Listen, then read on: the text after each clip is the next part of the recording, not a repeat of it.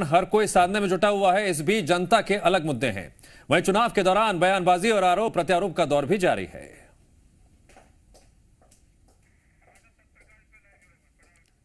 और ज्यादा जानकारी लेंगे। सत्य प्रकाश इस वक्त हमारे साथ सीधे जुड़ गए हैं। सत्य प्रकाश, भानु प्रतापपुर विधानसभा उपचुनाव, इसकी फतेह दोनों ही दलों को चाहिए, वो इसलिए क्योंकि ये सेमीफाइनल माना जा रहा है। आप जब जमीन पर पहुंचे, आम जनता के क्या मुद्दे थे और क्या माहौल बनता दिखाई दे रहा है?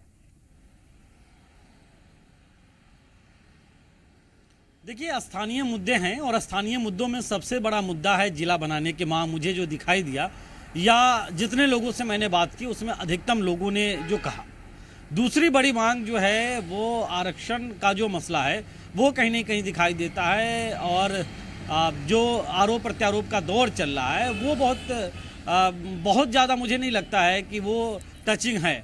इसके अलावा अगर हम कहें तो भावनात्मक जुड़ाव, मतलब कि मनोज मंडावी जो दिवंगत हुए हैं वहाँ पे कांग्रेस के विधायक, उनकी पत्नी सावित्री मंडावी वहाँ से कांग्रेस के प्रत्याशी है। तो एक जो इमोशनल वोट बैंक होता है उसे तैयार करने में कुछ हद तक मुझे लगता है कि कांग्रेस पार्टी कामयाब हुई है। अब ये क्या दूसरे मुद्दों पे हावी रहेगा या बीजेपी के पक्ष में जिला बनाने या दूसरे जो मांग है उसको लेकर ज़्यादा माहौल बनेगा, या सर्व आदिवासी समाज पे जो ख़ास तौर पे आदिवासी वर्ग के मतदाता है वो भरोसा जताएंगे, ये तमाम बातें जब मतगणना होगी उसके बाद पता चल पाएगी। लेकिन फिलहाल वोटर का जो मूड है वो इस ओर दिखाई देता है कि स्थानीय मुद्दों को ज़्यादा छूने की कोशिश तमाम दलों के जो प्रत्याशी है या प्रचार कर रहे हैं जो लोग वो करें, क्योंकि इत्तेफाक सबसे ज़्यादा उसी से उनका पड़ना है, चाहे दिनचर्या की बातों में करें या दूसरी रोजमर्रा की जरूरतों को लेकर। सत्य प्रकाश, जनता के मुद्दे तो हैं, लेकिन जो सियासी पार्टियां हैं वो जीतने के लिए एक चक्रव्यूह रचती हैं। इस लिहाज से बीजेपी और कांग्रेस की जमीनी स्तर पर क्या रणनीति देखने को मिल रही है?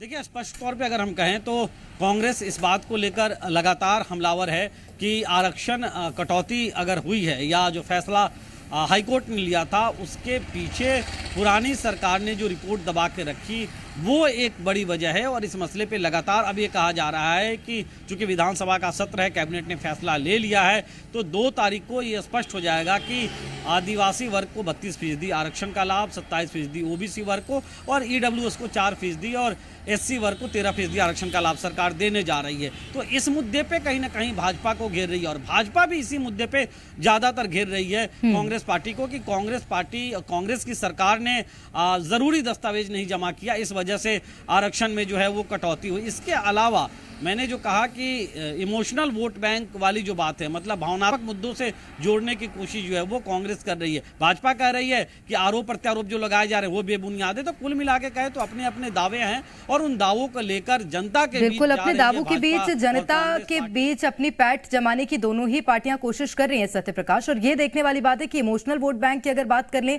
तो वो तो कांग्रेस के फेवर में ही जाता हुआ दिखाई दे रहा है, लेकिन देखना होगा कि आगे राजनीतिक हालात क्या कुछ बनते हैं। बहुत शुक्रिया आपका सत्य प्रकाश तमाम जानकारी के लिए।